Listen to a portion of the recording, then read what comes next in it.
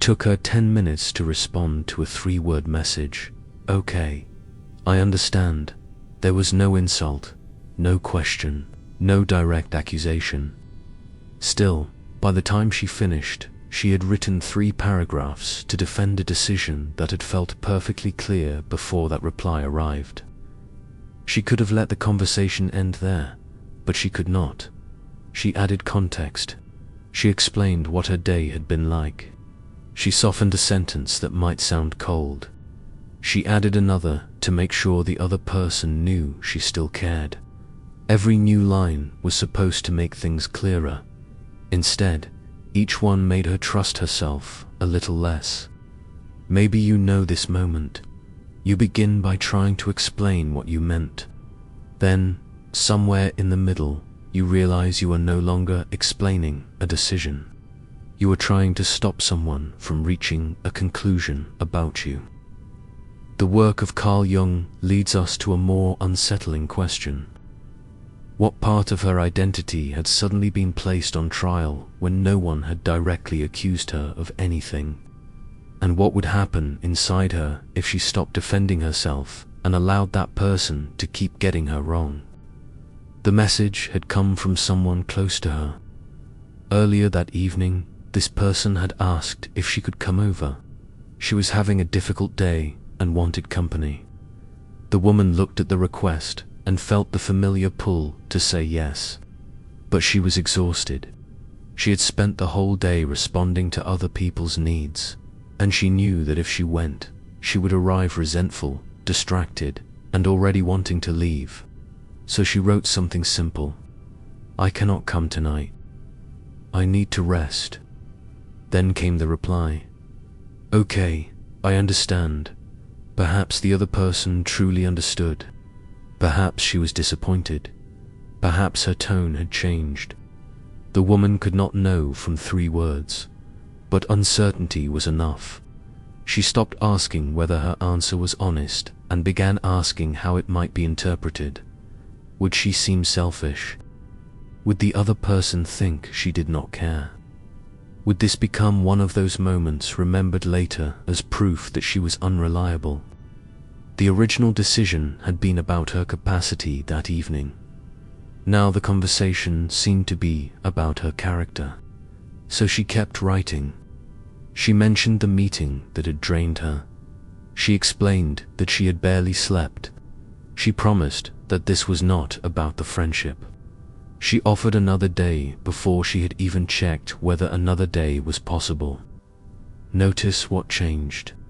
She was no longer communicating information the other person needed. She was trying to create a particular emotional result. She needed the other person to finish reading and think, she is still kind, she is still dependable, she is still a good friend. That is why the message kept growing. It was not looking for clarity, it was looking for acquittal. And the strangest part is that nobody had asked for a defense. The other person had not called her selfish. She had not accused her of being uncaring. The entire trial was taking place inside the woman's imagination. She supplied the accusation. She gathered the evidence. She prepared the closing argument. Then she waited for a verdict from someone who may not have realized a trial was happening at all. This is why the habit can be so difficult to interrupt. From the inside, it feels responsible. You believe you are preventing unnecessary hurt. You tell yourself that careful people explain, mature people provide context, and loving people make sure nobody feels dismissed. All of that can be true, but there is a difference between caring about how your words affect someone and needing to control what your words allow them to think about you. One is communication, the other is identity management. And identity management has no natural ending because there is always one more possible interpretation to prevent. This does not happen only on a phone. It happens in a meeting when someone questions your decision and you provide 5 minutes of background that nobody requested. It happens when you decline a family invitation, then immediately list every reason your absence should be considered acceptable. It happens when you apologize before asking for something ordinary. I am sorry, but could we choose another restaurant? I hope this does not sound difficult, but I need a little space. The words are different, but the movement is the same. You express something true. You detect discomfort. You begin managing the other person's reaction. Then the center of the conversation shifts. You entered it knowing what you felt, needed, or decided. You leave it wondering whether you had the right to feel, need, or decide it at all. This is one of the hidden costs of overexplaining. The longer you defend your reality, the more your reality begins to sound like a case that might not survive cross-examination. Your intelligence becomes endless analysis. Your empathy becomes constant exemption. You imagine every possible interpretation except the one in which your experience is allowed to exist without a unanimous verdict. The screen dimmed in her hand. She touched it before it could go dark. The 3 paragraphs were still there. She had not sent them, but she was not ready to delete them either. Carl Jung used the word persona for the social face through which we meet the world. The persona is not simply a lie. It is a necessary part of social life. We all develop ways of being that help us belong, cooperate, work, and remain connected to other people. The problem begins when one socially acceptable version of us becomes the only version we believe we are permitted to be. For some women, being reasonable begins as a strength. They learn to notice nuance. They consider other people's feelings. They pause before reacting. They try to be fair. But slowly, reasonableness can become more than a quality. It can become a condition for belonging. You may have needs, as long as you can justify them. You may say no, as long as nobody experiences your no as unkind. You may disagree, as long as you remain pleasant while doing it. You may set a boundary, as long as everyone leaves the conversation still convinced that you are good. This is the persona of the reasonable woman. She is thoughtful, composed, accommodating, and emotionally legible. She always has a reason. And because these qualities are often praised, it can be difficult to see when they stop expressing her character and start imprisoning it. Some people learn this pattern in environments where disapproval carried a real cost. Perhaps anger was followed by withdrawal. Perhaps saying no changed the temperature of the room. Perhaps love felt warmest when they were helpful, easy, and undemanding. The conscious mind may no longer remember every lesson. The body remembers the equation. If I am misunderstood, I may be rejected. If I am seen as difficult, I may lose connection. If someone is disappointed in me, I must repair the image immediately. The message on the phone is not only a message, it is an attempt to restore safety. She looked at the 3 paragraphs again. For the first time, she noticed how little of the message was actually about that evening. One sentence explained that she could not come. Everything after it tried to prove what kind of person she was. She selected the explanation about work. Her thumb hovered over delete. Then she released it. The paragraph remained. She locked the phone and placed it face down. 3 seconds later, she picked it up again. This matters. People often imagine that a healthy boundary should feel peaceful once it is stated correctly. Sometimes it does. Sometimes it feels like danger because an old part of you still believes that another person's disappointment is evidence of your failure. The woman was not only afraid of conflict, she was afraid that the other person might leave the conversation with an unflattering version of her, selfish, cold, unreliable, not who I thought she was. And she would not be there, inside the other person's mind, to correct it. That is the limit nobody teaches you how to set. You can choose your words. You can clarify your intention. You cannot control the final version of you that another person constructs. This does not mean the other person is wrong. The other person may have every right to feel disappointed. Self-trust is not the belief that you are always right. It is the ability to remain present with yourself while you find out. You can listen, reconsider, or apologize without putting your entire identity on trial. But maturity also means allowing the conversation to contain two experiences at once. They may feel hurt. You may still need the boundary. You may choose different words next time without deciding that the need itself was illegitimate. The reasonable woman often tries to eliminate this tension by finding the one explanation that will make both realities agree. But some moments do not end in agreement. They end in two people seeing the same event differently. Remaining present, there is not coldness. It is psychological adulthood. But when the body has learned to confuse disapproval with loss of connection, discomfort can feel like an emergency. That emergency creates the extra paragraph, then the follow-up message, then the apology after the apology, then the hours spent replaying the conversation, looking for the sentence that would finally force another person to see you correctly. There may be no such sentence. Not because communication does not matter. Because another person's perception contains their history, fears, expectations, and needs, just as your perception contains yours.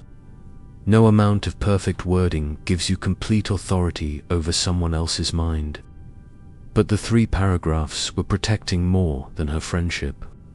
They were protecting the identity she had spent years building, and hidden beneath that identity was a part of her she had never learned to trust. In Jungian psychology, the shadow contains qualities and impulses that do not fit the identity we consciously accept. The shadow is not always something cruel or sinister.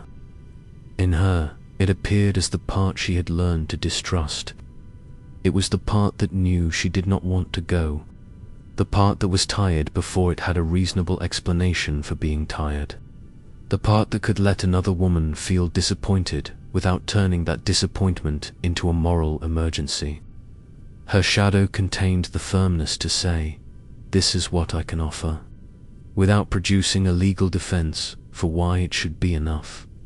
When these parts are excluded, they do not disappear. They return as resentment. You explain a boundary until it becomes a negotiation, then blame the other person for crossing a line you never allowed to remain visible. This is where the turn inward matters. Sometimes people pressure or manipulate you. Sometimes they simply respond to the version of you that has always absorbed the discomfort first. If your no has always transformed into a long apology, people may learn that your limit is only the beginning of a discussion. This is not about blaming yourself for how others behave. It is about recognizing the part of the pattern that becomes available for you to change. The phone was still in her hand. One evening had become a trial of character. But this pattern rarely stays inside one conversation. It begins shaping the life you believe you are allowed to choose. When you need every important choice to be understood, you begin building your life inside the limits of what you can justify. You stay in roles you have outgrown because leaving would disappoint people who rely on your old identity. You wait for permission disguised as clarity. And each time someone reacts badly, you assume the reaction contains more truth than the quiet knowledge that led you to act. Soon, you are not asking, "What is true for me?" You are asking, "What version of the truth will create the least resistance? How can I make this decision without becoming the villain in somebody else's story?" You cannot guarantee that. Growth changes the role you play in other people's lives. Some people will experience that change as loss or misunderstand it. Their reaction may contain information worth hearing, but it does not contain the final authority on who you are. The woman still had the phone in her hand. The 3 paragraphs still filled the screen, but her thumb hovered over the empty space beneath it, ready to add one more sentence. Before you add that sentence, ask yourself one question. Am I clarifying something important, or am I trying to control what this person thinks of me? Communication offers relevant information. Compulsive defense repeats, softens, predicts, and pleads until the emotional tension goes away. You may still choose to explain more. There are times when more context is generous, responsible, and necessary. The purpose of the question is not to make silence into a rule. It is to return choice to the moment. She read the 3 paragraphs one last time. Then she deleted them. She wrote 2 sentences.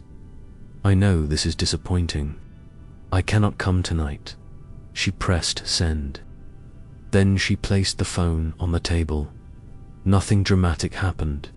There was no sudden relief. Her stomach tightened. She imagined the other person reading the message and changing her mind about her. She imagined distance. She imagined being described later as someone who was never there when it mattered. Her hand moved toward the phone. She wanted to add one more message. I really hope you know how much I care. The screen lit up. She did not open it. That was the change. Not that she had stopped caring. Not that she had become certain she was right. Not that the other person had understood. She still wanted to be seen fairly. She was simply no longer willing to abandon herself to guarantee it. For 7 days, notice the instant when your explanation has already done its job. But your identity still wants protection. Notice the extra apology, the unnecessary history, the sentence written only to prevent someone from calling you selfish. Then pause, just long enough to discover whether another sentence is needed or whether you are trying to purchase safety with language. You do not become free by refusing to explain anything. You become freer when you recognize the point at which explanation stops being communication and becomes a defense of your right to exist as you are. Sometimes the deepest form of self-trust is allowing someone to leave with a version of you that you cannot correct, not because their perception does not matter, because it cannot be the place where your identity is decided.